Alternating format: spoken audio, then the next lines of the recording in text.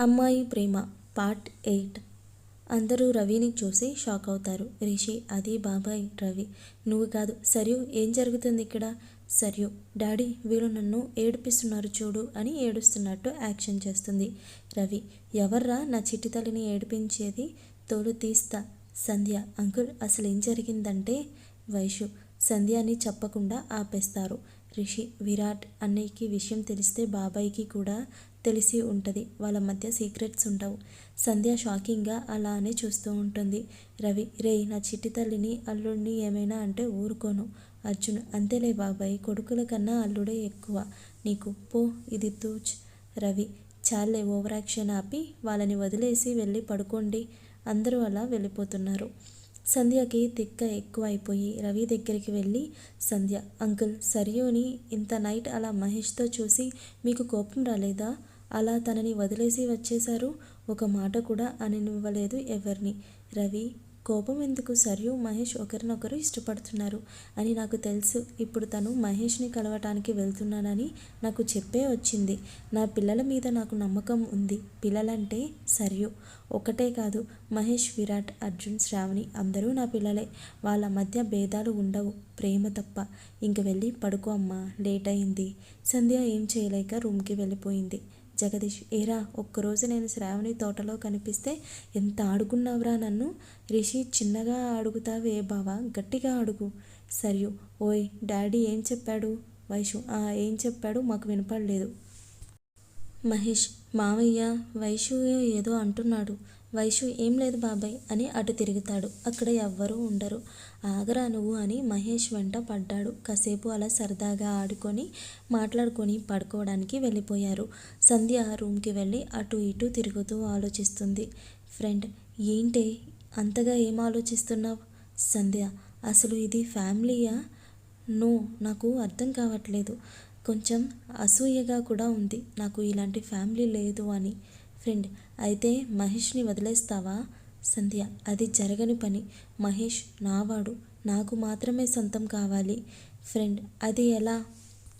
సంధ్య, నాకు తెలీదు. నాకు మహేష్ కావాలి. అయినా మనం 2 రోజుల్లో క్యాంప్కి వెళ్తాం కదా, అక్కడ చెప్తాం మహేష్ పని.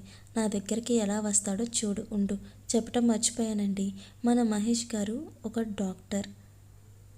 తెల్లవారింది. ఇంకా అందరూ ఎవరి పనిలో వాళ్ళు ఉన్నారు. ఆ రోజు ఊరిలో జాతర జరుగుతుంది. మన బ్యాచ్ అందరూ ఫుల్గా రెడీ అయ్యి బయటకు వచ్చారు. అందరూ ఒకళ్ళని మించి ఒకళ్ళు చాలా అందంగా ఉన్నారు. పిల్లల్ని చూసి పెద్దవాళ్ళు అందరూ చాలా సంతోషించారు. డప్పుల చప్పుళ్ళకి ఇంట్లో వాళ్ళందరూ బయటికి వచ్చారు. అక్కడ సరియుకి అందరూ వాళ్ళు మొదటి కోత ధాన్యం తెచ్చి ఇస్తున్నారు. సంధ్య అది చూసి శ్రావణిని అడుగుతుంది.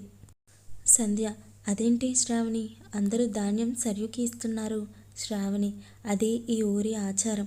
సర్యు ఈ ఊరి దేవతా అంశంతో పుట్టిందని అందరూ నమ్ముతారు. అందుకే మొదటి ధాన్యం సర్యుకి ఇస్తారు. సంధ్య, మనసులో ఏంటి? ఈ సర్యుని అందరూ అంతా ఎత్తు లేపేస్తున్నారు. ఇది నేను అనుకున్న అంత తేలిక కాదు. దీన్ని ఏదైనా చేయాలి. అలా ఊరు అందరూ సర్యుకి ధాన్యం ఇస్తారు. తర్వాత అందరూ దర్శనం చేసుకొని జాతరలో తిరుగుతారు. మన సరియు పాపకి జైంట్ వీల్ అంటే చాలా భయం. అలా అందరూ జైంట్ వీల్ దగ్గరికి వెళ్తారు. సంధ్య, జైంట్ వీల్ ఎక్కడం రండి మహేష్ అంటుంది. మహేష్, లేదు నేను రాను, మీరు వెళ్ళండి. సంధ్య, ఎందుకు? రా, చాలా బాగుంటుంది. రిషి, మా సర్యుకి జైంట్ వీల్ అంటే భయం, అందుకే వాడు రానంటున్నాడు. సంధ్య, ఏంటి సరియు, చూడు చిన్నపిల్లలు ఎక్కుతున్నారు, నీకింత భయమా? Very sad. సంధ్య అన్నదానికి అందరికీ కోపం వచ్చింది కానీ ఏం అనలేకపోయారు. మహేష్, తను వస్తుంది పదండి ఎక్కుదాం. సర్యు, ప్రిన్స్ వద్దు. మహేష్, ఏంజెల్ నా మీద నమ్మకం ఉందిగా. సర్యు మహేష్ చేయి పట్టుకొని జైంట్ వీల్ ఎక్కింది. సంధ్య ఫ్రెండ్ మహేష్, సర్యు ఒక దాంట్లో ఎక్కారు. సంధ్య వెళ్ళి మహేష్ పక్కన కూర్చుంది. మహేష్ లేద్దామని అనుకున్నాడు కానీ బాగోదని కూర్చుండిపోయాడు. అలా మిగిలిన వాళ్ళు కూడా కూర్చున్నారు. జైంట్ వీల్ స్టార్ట్ అయింది. మహేష్ పక్కన సంధ్య, సర్యు పక్కన సంధ్య ఫ్రెండ్ కూర్చున్నారు. జైంట్ వీల్ కొంచెం పైకి వెళ్ళేసరికి సర్యుకి భయం అనిపిస్తుంది. మహేష్ సర్యు చేయి పట్టుకొని, ఏంజెల్ ఇటు చూడు. సర్యు మహేష్ కళ్ళలో చూస్తుంది. మహేష్, ఏం కాదు, నేనున్నాను కదా, నా వైపు చూడు. సర్యు అలానే మహేష్ కళ్ళల్లోకి చూస్తూనే ఉంది. సంధ్య వీళ్ళని కదిలించడానికి గట్టిగా అరుస్తుంది. సర్యుకి ఇబ్బంది అనిపించి చూపు తిప్పుతుంది. అప్పటికి జైంట్ వీల్ పైకి వచ్చింది. సర్యు అది చూసి కళ్ళల్లో నీళ్లు వచ్చేస్తున్నాయి. మహేష్ ఒక్కసారిగా సర్యుని దగ్గరికి లాక్కొని తన పెదవుల మీద ముద్దు పెడతాడు. సర్యు ఏం అర్థం కాక అలా ఒక క్షణం ఉండిపోయి తర్వాత వాళ్ళ మొదటి ముద్దుని అనుభవిస్తుంది. అలా ఇద్దరు ఒక 5 నిమిషాలు తమని తాము మర్చిపోతారు. జైంట్ వీల్ ఆగిపోయేసరికి వాళ్ళు స్పృహలోకి వచ్చి కిందకి దిగుతారు. ఒకరిని ఒకళ్ళు చూసుకోవడానికి ఇబ్బంది పడతారు సిగ్గుతో. సర్యు బుగ్గలు ఎరుపెక్కుతాయి. ఇక్కడ మన సంధ్య ఫ్యూజులు ఎగిరిపోతాయి. ఫ్రెండ్ ఏవే, నువ్వు వేసే ప్లాన్ ప్రతిదీ వాళ్ళకి యూజ్ అవుతుంది, కానీ నీకు 1% కూడా యూజే లేదు. నా మాట విని ఆపేసి నీ పని చూసుకో. సంధ్య వాళ్ళ ఫ్రెండ్ని మింగేసేటట్టు చూస్తుంది. ఇంకా వాళ్ళ ఫ్రెండ్ ఆపేస్తుంది. రిషి వైషు మాట్లాడుకుంటూ ఉన్నారు. రిషి, రే వైషు, ఆ సంధ్య చూడు ఎప్పుడు మన సర్యుని ఏదో ఒకటి అంటూనే ఉంది. వైషు, అవునరా, ఆలోచిస్తుంటే నాకు అలానే ఉంది. సరేలే పద వెళ్దాం. అలా అందరూ ఇంటికి వచ్చేశారు. సాయంత్రం అందరూ ఐస్ క్రీమ్ తిందామని వెళ్తారు. అక్కడ సర్యు ఫేవరెట్ ఐస్ క్రీమ్ లేదు. ఇంకా అందరూ ఎవరికి కావాల్సింది వాళ్ళు తీసుకుంటారు. రిషి, సర్యు బ్లాక్ ఫారెస్ట్ లేదు, ఇంకేం తీసుకుంటావు? సర్యు మహేష్ని చూసి నాకు బ్లాక్ ఫారెస్ట్ కావాలి. మహేష్, సరే పద టౌన్కి వెళ్ళి తెచ్చుకుందాం. సర్యు హ్యాపీగా పద పద. సంధ్య, అదేంటి సర్యు, ఏదో ఒకటి తినొచ్చు కదా, ఇప్పుడంత దూరం వెళ్ళి రావటం ఎందుకు? మహేష్, ఏదో ఒకటి తినడం వేరు, నచ్చింది తినడం వేరు. నేనుండగా తను అడ్జస్ట్ అవ్వడం ఎందుకు?